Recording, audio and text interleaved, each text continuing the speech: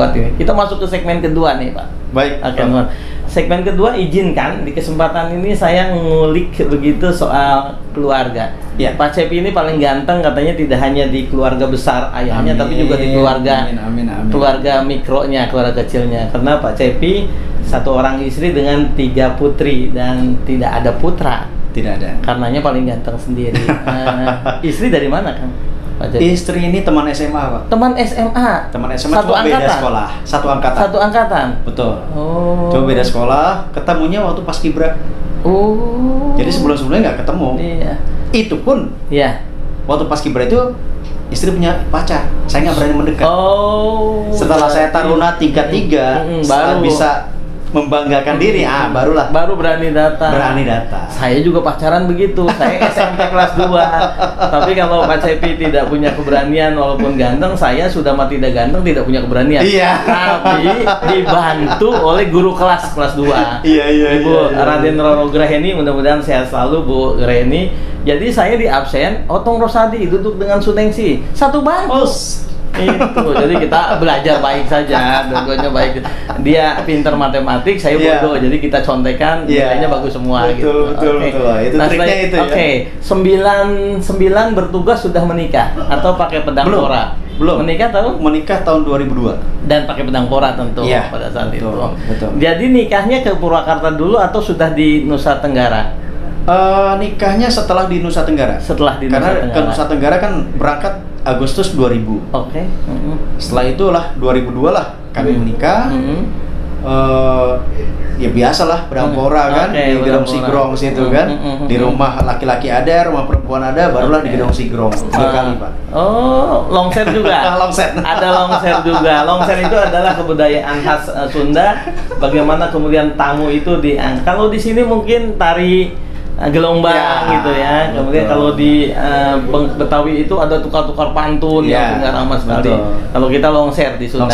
Oke. Nah, kemudian dikaruniai 3 putri, Teteh, kemudian Dede dan Ayi. Teteh sekarang di Unan ya. Teteh di Unan, sekarang sudah semester 3. Dede sekarang kelas 2 SMP. Di SMP 1. Dan yang ketiga Ayi itu kelas 6 SD. Di SD percobaan. Jadi panggilannya khas Sunda banget. Jadi Teteh itu untuk kakak perempuan, Dede itu untuk adik, dan Ayi juga adik paling kecil. Itu panggilan khas Sunda kan. Jadi luar biasa ya. Keponakan-keponakan saya itu nyunda banget gitu. Nah, sekarang karena kita bicara soal anak-anak, kira-kira untuk mereka lulusan SLTA yang berminat untuk menjadi polisi, baik Akpol ataupun jalur lain apa kira-kira, Kang? Baik, untuk adik-adik semuanya yang ingin menjadi polisi khususnya, bina diri sendiri itu dari sekarang. Dari sejak sedini mungkin. Bila perlu dari SD sudah dilatih cara berlari seperti apa, sit up, push up dan lain-lain. Dan secara psikologis perkenalkan anak-anak kita terhadap dunia kepolisian. Kalau memang anaknya menjadi polisi. Jangan nanti kalau sudah SMA baru diperkenalkan. Nah, itu yang sudah agak terlambat mungkin. Namun demikian, nanti yang namanya masuk kepolisian ada beberapa item tes.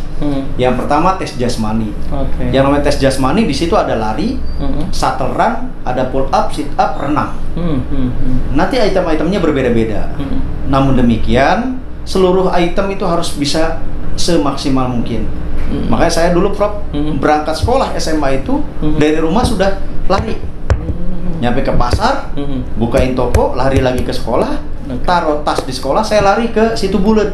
10 putaran itu 10 kilo, Prof. Dan Situ Bulet jangan bayangkan sebagai sekarang. Iya, dulu masih gersang. Masih gersang. Betul. Belum ada tukang sate khas di sana, nagog di sana, nagog itu. Iya. Jadi anak itu dididik seperti itu, lari. Nanti di rumah lewat pintu sediakanlah buat tiang pull up 1. Suruh gantung di situ, pull up. Nanti bangun tidur bangun tidur suruh push up, sit up, push up, sit up. Itu lakukan terus setiap hari karena itu yang saya lakukan. Jadi tidak terasa orang tua tuh, apalagi nenek ya waktu itu, nih uang buat berenang. Padahal di belakang ada Cimunjul. Biasa kita berenang di Cimunjul kan. Nah, kalau udah SMA sama nenek lain lagi. Nah, berenang sana, belajar, berenanglah, belajar. Akhirnya alhamdulillah bisa. Selain jasmani ada yang namanya psikologi. Itulah yang saya sampaikan. Belajarlah psikologi tentang kepolisian. Harus banyak tahu tentang ilmu-ilmu kepolisian itu seperti apa. Selain psikologi ada yang namanya akademik. Nanti ada tes matematika, bahasa Inggris, bahasa Indonesia, ada wawasan kebangsaan. Itu semuanya dites. Jadi jangan nanti setelah lulus SMA lupa dengan pelajaran-pelajaran itu. Ya kan? Perbanyak kalau di wawasan kebangsaan, perbanyak kita nonton TV, terutama berita. Anak-anak sekarang kan maunya nonton sinetron sama Mobile Legends lah. Ya Mobile Legends. Nah itu, kalau sudah itu semua lupa. Kalau kita ada dunia nyata yang harus kita perhatikan. Dan anak-anak sekarang jatuhnya di tes wawasan kebangsaan. Betul, wawasan kebangsaan yang wawasan kebangsaan dan pengetahuan umum. Pengetahuan umum ya. Itu yang paling banyak jatuh. Dan yang ketiga, yang selanjutnya adalah masalah kejiwaan. Banyak dari kita mungkin lupa.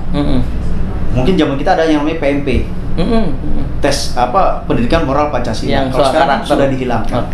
Karakter bangsa itu harus ada, karena pada saat tes kejiwaan nanti ditanya pada saat wawancara, siapa tokoh masyarakat atau tokoh agama yang diidolakan. Nanti akan kelihatan, oh ini berkiblatnya sama ini garis keras, nanti bisa gagal akibat itu saja. Itu Prof. Dan yang terakhir adalah postur. Jangan dibiasakan postur itu kita tidur miring, tidur ngarengkol lah, kata orang Sunda mah ya. Itu yang akan menyebabkan posisi tidur yang mengakibatkan posisi tidur, posisi apapun. Itu nanti yang menentukan bengkok tidaknya badan kita itu, simetris atau tidak. Itu Prof. Keren. Jadi kepada adik-adik yang ingin menjadi polisi, yang pertama adalah semangat. Yang kedua adalah mintalah doa kepada orang tua, khususnya ibu. Karena tanpa restu dari ibu, maaf, Prof, saya kira tidak akan bisa. Dan yang ketiga adalah usaha alias ikhtiar. Ikhtiarnya keras. Kalau sudah ikhtiarnya keras, tadi yang disampaikan, asal keyeng, pasti payeng. Asal keyeng pasti payeng. Dan istilahnya kalau kita sudah punya keinginan yang kuat, itu pasti akan terwujud.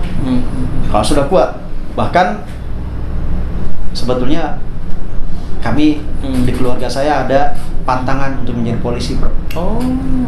Makanya ketika saya ingin pas keterima jadi Taruna Akpol, saya langsung cuci kedua kaki ibu.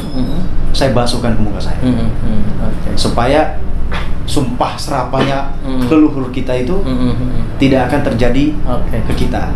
Paham.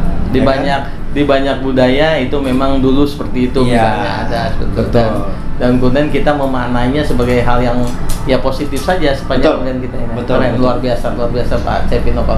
Saya di berbagai kesempatan memanggil beliau sebagai Akang karena memang kalau teman-teman Jakarta mengatakan bro gitu kan, kali saking dekatnya. Tapi saya juga berbapak karena bagaimanapun dulu itu sekarang posisi di kepala Kabag Bingkar ya, kepala bagian pembinaan karir di Biro SDM Polda Sumatera Barat.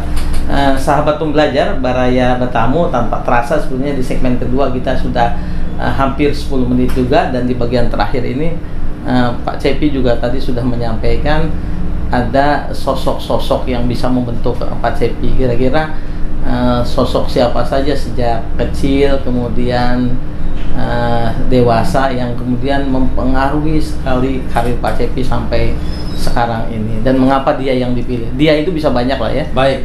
Kira-kira untuk sosok negarawan yang saya pegang justru Pak Soeharto. Karena beliau sebetulnya baik. Mungkin itulah yang menjadi sosok saya dulu. Oh seperti itu, low profile tapi merakyat. Satu, paskibraka tentu saja. Itu yang pertama. Terus dari sosok keagamaan, saya mencontoh ke Rasulullah langsung. Karena uswatun hasanah. Betul, uswatun hasanah. Makanya ketika saya menjadi Kapolres Padang Panjang, itu usia saya di 39. 39? Betul. Begitu saya di usia 39, saya menjadi Kapolres Padang Panjang, saya niatkan dalam hati Rasulullah saja diangkat menjadi 40. Rasul di 40. Disitulah saya langsung meniatkan hati, saya ingin pantang, mayang ke jejaknya Rasulullah. Oke. Itulah makanya sunnah-sunnah Rasulullah selama saya menjadi Kapolres di Padang Panjang, itu yang saya lakukan.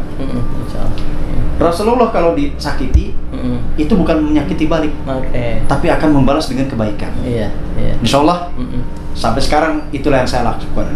Mudah-mudahan jejak-jejak beliau inilah yang kita ambil, Prof. Karena bagaimanapun juga, walaupun kita sesakit apapun, kalau kita balaskan ke orang yang bersangkutan, kita sama jahatnya dengan orang itu. Jadi lebih baik orang sudah berbuat jahat, kita rangkul, jadikan mereka teman. Mereka lah yang akan menolong kita di akhirat nanti. Itu, Prof. Keren, luar biasa sekali. Jadi tanpa terasa, ini sahabat muda, media pembelajar kita sekarang, Batamu ini bertemu sekali dengan orang yang cocok untuk menginspirasi sahabat semua.